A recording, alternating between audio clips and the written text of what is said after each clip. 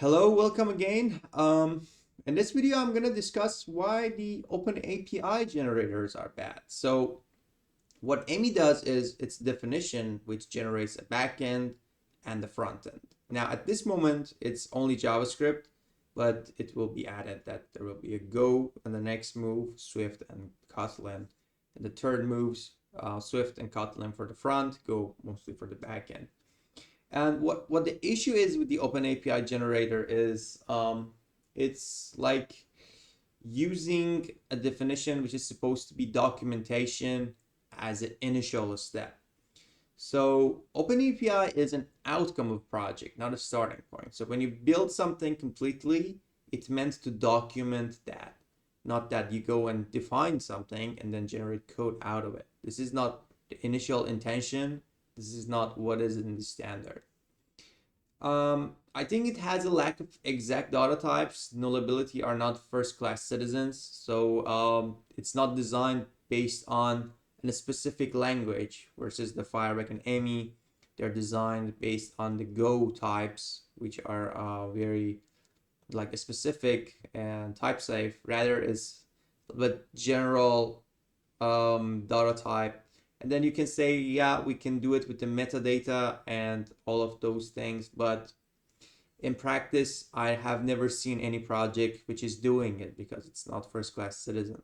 That's very different. That there's a difference between when you like define something could be in a way, but the other people are really doing it in such a specified way. And in practice, we don't see exact data types, neither in the definition, neither in actual usage.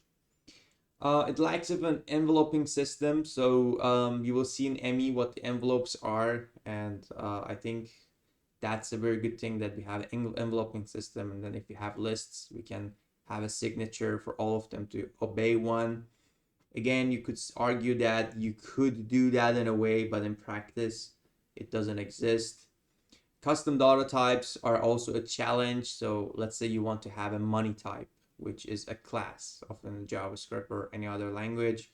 Then how would you do that? It's not a little bit first class. The big issue is there's no standard generator. So for the TypeScript, for example, there are 3 different ones. At least 2 of them I have worked with, and the code there generate is kind of like not human readable, or a lot of time doesn't make much sense.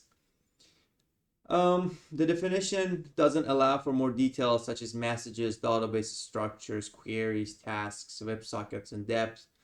And you could say that we can add them to an existing OpenAPI and then continue based on that. But reality is, then it's not OpenAPI. It's just something that looks like that. Therefore, that OpenAPI generators, I think, are also not an answer for a very long-term, reliable, clean code generation. Thank you for your attention. See you on the next chapter.